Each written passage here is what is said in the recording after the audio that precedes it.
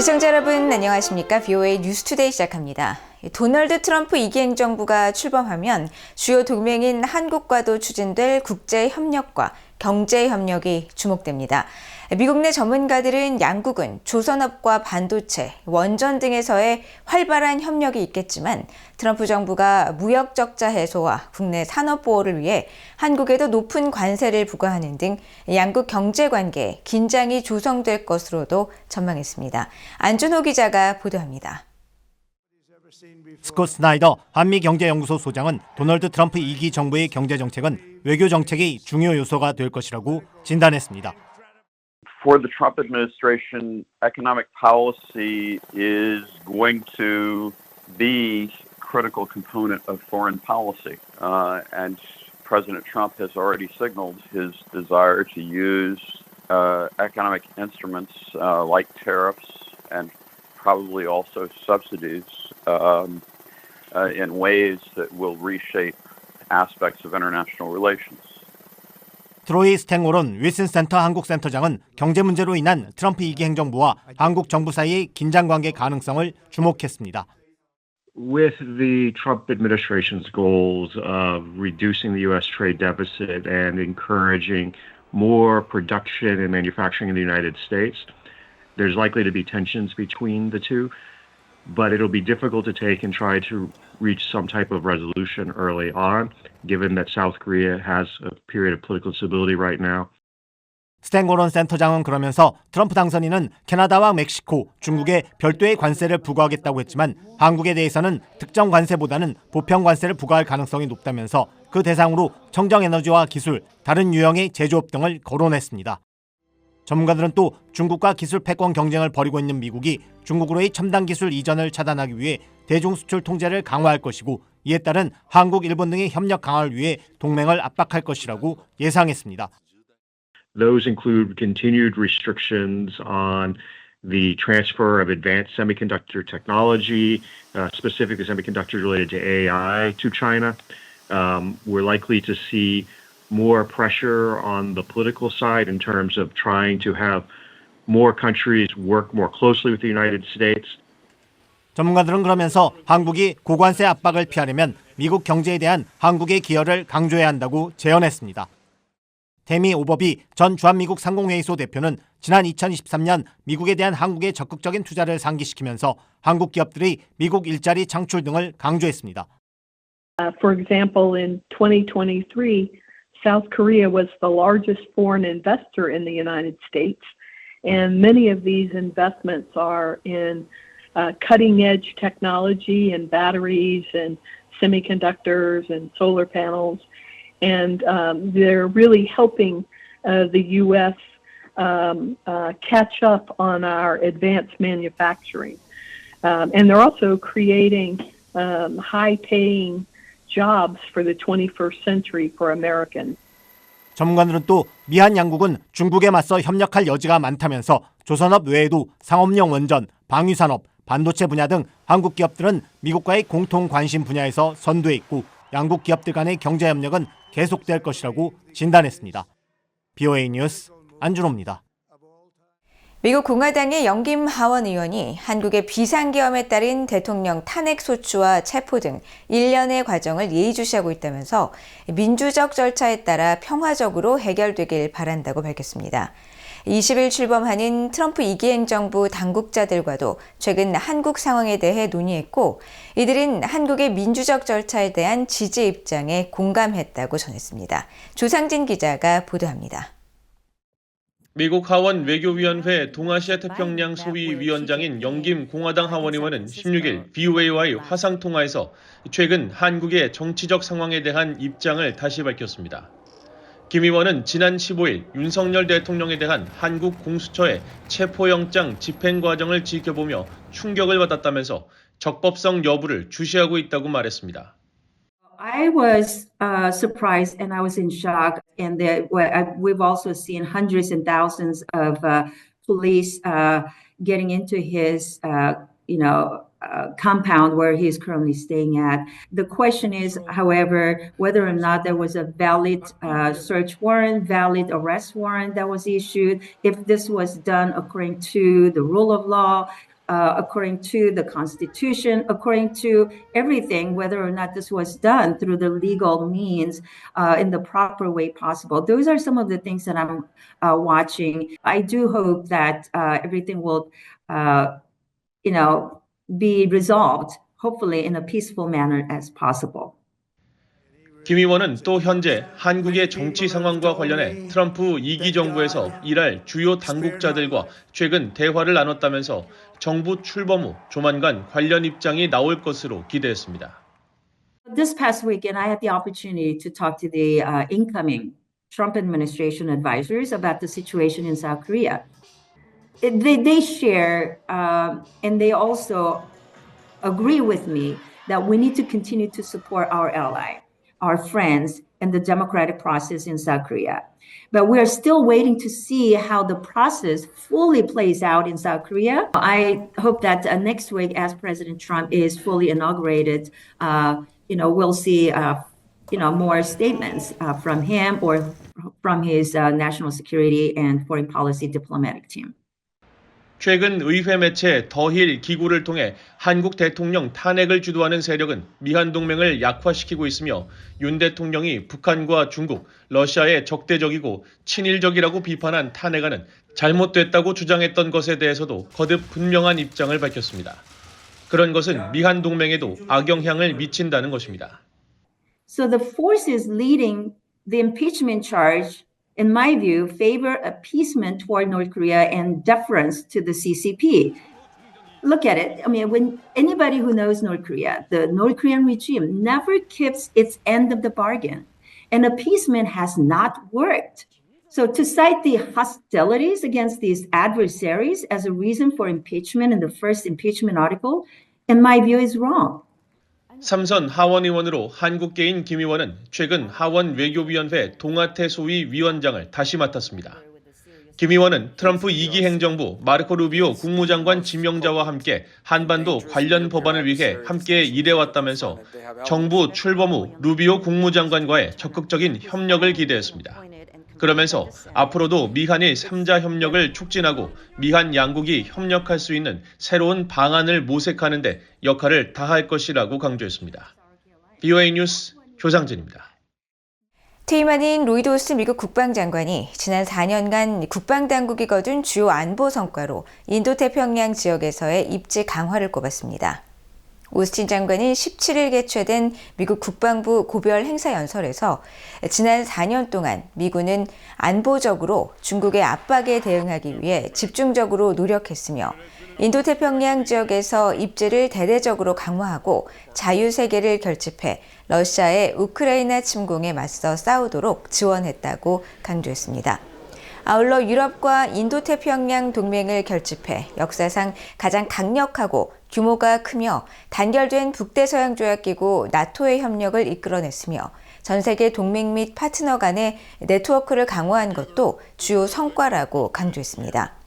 찰스 브라운 합참의장은 오스틴 장관이 영내 안정을 위해 인도태평양 지역을 여러 차례 방문해 다양한 동맹 및 파트너들과 관계를 공고히 하고 미군의 준비태세와 회복력을 강화했다면서 그의 봉직에 깊이 감사한다고 밝혔습니다.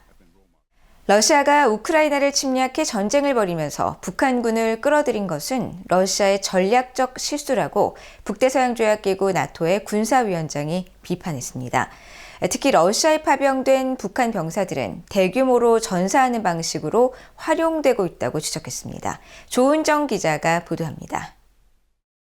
북대서양 조약기구 나토의 군사위원회 국방총장 회의가 16일 벨기에 브뤼셀에서 열렸습니다.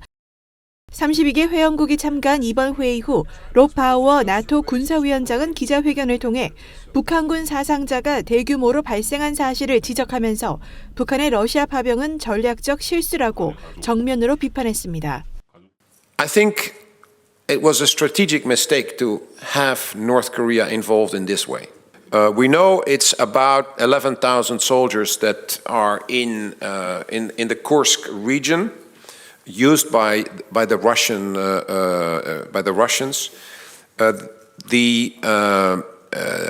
What we basically now hear is also from the Ukrainians is that about a third of those is wounded and killed. 바워 군사위원장은 이어 북한 병사들의 언어 장벽 문제, 또 많은 사상자가 발생할 수밖에 없는 러시아군의 북한 병사 활용 문제를 지적했습니다. They are used in a not very effective way because there is a language problem with the Russians, so coordination between the Russians and the North Koreans is actually not really possible, and they are not necessarily used in a very favorable positions by the Russians. 바워 위원장은 이어 유엔 안보리에서의 중국과 러시아의 북한 비호 문제를 지적하면서 북한은 결국 유럽 무대에서 플레이어가 됐다고 비판했습니다. But it is also fascinating that China is basically allowing this to happen. So both China and Russia have stopped supporting the UN in terms of the Security Council resolutions on North Korea with regard to the missiles and the nuclear program. That is a huge change. It's a huge change that North Korea, the most isolated country in the world, now suddenly is a player. 바워 위원장은 그러면서 러시아는 지금 북러 군사협력으로 북한에 무기를 제공하고 있으며 그것은 한국의 문제만이 아니라 한국의 병력이 있는 미국의 문제라고 강조했습니다. 이날 나토 군사위원회 국방총장회의 참가국들은 회의 후 공동성명을 발표했습니다. 성명은 벨라루스와 북한, 이란 등이 전쟁을 조장하거나 지원해 전쟁을 장기화하는 모든 행위를 규탄하며 모든 국가들은 러시아의 우크라이나 침략 전쟁에 어떠한 지원도 제공하지 말아야 하며 특히 중국은 러시아의 전쟁 노력에 대한 모든 물질적, 정치적 지원을 중단하라고 촉구했습니다. VOA 뉴스 조은정입니다. 한국의 황준국 유엔 주재대사가 파병된 북한 병사들이 비인간적인 전술로 대규모로 사상자가 발생하고 있다면서 불법적인 북러 군사협력 중단을 촉구했습니다. 황 대사는 유엔 안보리가 16일 개최한 우크라이나 전쟁 관련 회의에서 러시아에 파병된 북한 병사들이 인간 지뢰 탐지기처럼 지뢰 구역을 일렬로 걸어 통과하는 등 비인간적인 전술로 소모품처럼 이용되고 있어 사상자가 대규모로 발생하고 있다고 비판했습니다. 스타브로스 렘브리니디스 유엔 주재 유럽연합 대사는 이유는 러시아와 북한, 이란 간의 군사협력 심화를 강력히 규탄하며 러시아의 불법적인 침략 전쟁에 북한군을 파병하는 것은 유엔 안보리 결의를 노골적으로 위반하는 것이라고 강조했습니다. 바브라 우드워드 유엔 주재 영국 대사는 러시아가 북한군을 전쟁에 끌어들인 것은 평화에 관심이 없다는 증거라며 북한군의 전쟁 개입은 또 다른 위험한 확장이라고 비판했습니다. 한국 정부는 북한이 지난 15일 한반도 인근 상공에서 진행된 미한일 연합 공중훈련을 비난한 데 대해 해당 훈련은 전쟁을 억제하고 평화를 지키기 위한 연례적이고 방어적인 훈련임을 분명히 한다면서 북한의 비난을 일축했습니다. 김인혜 통일부 부대변인은 17일 정부 서울청사에서 열린 정례브리핑에서 북한은 외무성 대외정책실장 담화를 통해 제4차 한미 핵협의 그룹 NCG 회의와 한미일 연합 공중훈련 등을 비난하며 정세 악화의 책임을 외부에 전가했다면서 이같이 밝혔습니다. 이어 북한의 도발 수위나 가능성에 대해서는 예단하지 않고 관계 기관과 함께 북한의 관련 동향을 면밀히 주시하겠다고 밝혔습니다. 북한은 이날 노동당 기관지 노동신문에 외무성 대외정책실장 명의의 담화를 싣고 지난 10일 미국 워싱턴에서 개최된 제4차 NCG 회의와 지난 15일 진행된 미한일 연합 공중훈련에서 미국의 전략자산인 B-1B 전략폭격기 랜서가 전개된 것을 자신들에 대한 위협이라고 주장하고 자위권 행사가 더 강도 높게 단행될 것이라고 반발했습니다.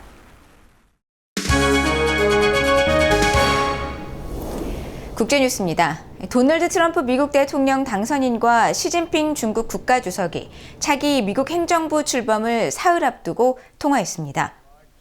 트럼프 당선인은 17일 오전 자신의 소셜미디어 트루스 소셜을 통해 방금 중국의 시진핑 주석과 통화했다고 밝히고 중국과 미국 모두에 매우 좋은 대화였다고 설명했습니다.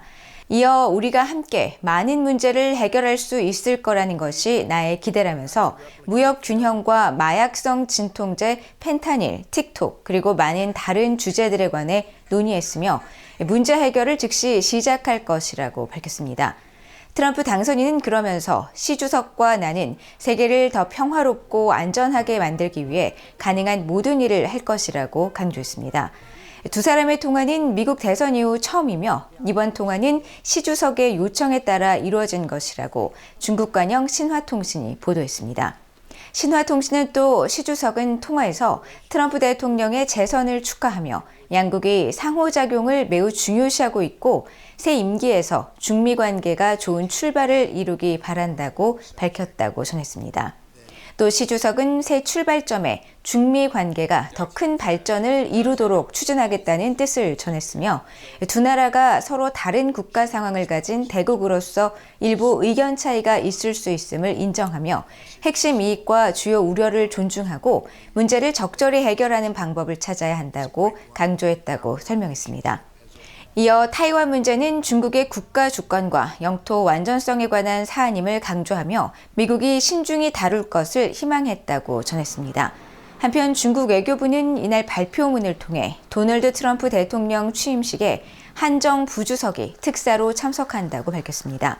한정 부주석은 중국 권력 서열 8위로 인식돼 있으며 중국 고위 지도자의 미국 대통령 취임식 참석은 이번이 처음입니다. 앞서 4년 전 조 바이든 대통령 취임식 때는 신종 코로나 바이러스 사태로 중국 정부는 특사를 보내지 않았고 2017년 트럼프 1기 취임식에는 추이 텐카이 당시 미국 주재 중국 대사가 참석했습니다. 이스라엘의 안보 내각이 팔레스타인 무장정파 하마스와의 가자지구 휴전 합의를 승인했습니다. 베냐민 네타냐후 이스라엘 총리실은 17일 성명을 통해 모든 정치 안보, 인도적 측면을 검토하고 휴전 합의가 전쟁의 목표 달성을 지원한다는 것을 이해한 뒤 전체 내각회의에서 휴전안을 승인할 것을 권고했으며 하마스가 15개월간 억류했던 인질의 일부가 오늘 19일 석방될 예정이라고 밝혔습니다. 현재 언론들은 하마스가 휴전 합의 이행의 첫 단계로 여성과 어린이, 노약자 등 33명을 석방할 것이라고 보도했으며 이스라엘 전국의 6개 병원에 있는 의료진들은 장기간 열악한 환경에서 지냈을 이들 인질들을 맞을 준비를 하고 있다고 AP통신이 전했습니다. 한편 이스라엘 당국은 현재 총 인질수가 지난해 10월 하마스가 붙잡아갔던 250여 명 중 앞서 석방된 인원 등을 제외한 98명가량으로 파악하고 있으며 이들 중 최소 3분의 1, 최대 절반가량은 사망한 것으로 추정된다고 AP통신이 전했습니다. 이스라엘은 1단계 합의 이행이 끝날 때까지 이스라엘 내 수감 중인 19세 미만의 팔레스타인 여성과 어린이를 석방할 예정이며 석방 규모는 하마스 석방 인질 규모에 따라 달라질 수 있다고 로이터 통신이 보도했습니다. 러시아의 블라디미르 푸틴 대통령과 이란의 마수드 페제시키안 대통령이 정상회담을 갖고 포괄적 전략 파트너십 관계를 맺었습니다. 두 정상은 17일 모스크바 크렘린궁에서 정상회담을 가졌으며 푸틴 대통령은 앞선 발언에서 우리는 오랫동안 이 작업을 해왔고 작업이 완료돼 매우 기쁘게 생각한다면서 두 나라는 무역과 경제 관계 또한 강화해 나갈 것이라고 말했다고 AP, 로이터 통신 등이 보도했습니다. 보도에 따르면 페제시키안 이란 대통령은 러시아의 지원으로 진행되고 있는 이란 내 원자력 발전소 건설 합의를 두 지도자가 마무리할 수 있을 것으로 생각한다고 밝혔습니다. 중국 군 대표단이 일본을 방문해 양국 군 간의 교류가 진행됐다고 나카타니겐 일본 방위상이 밝혔습니다. 일본 NHK 방송에 따르면 나카타니겐 일본 방위상은 17일 기자회견에서 중국 인민해방군에서 타이완 해협과 동중국해, 태평양을 담당하는 동부전구 간부 6명이 13일부터 17일까지 일본을 방문했다고 밝혔습니다.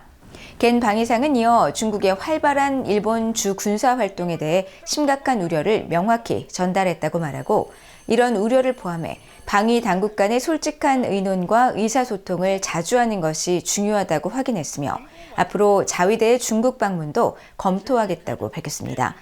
중국군 대표단의 일본 방문은 2018년 11월 이후 약 6년 만으로 이들은 자위대 중앙병원과 교토해상자위대 기지를 방문한 것으로 전해졌습니다. 이상으로 BOA 뉴스투데이를 모두 마칩니다. 시청해주신 여러분 고맙습니다.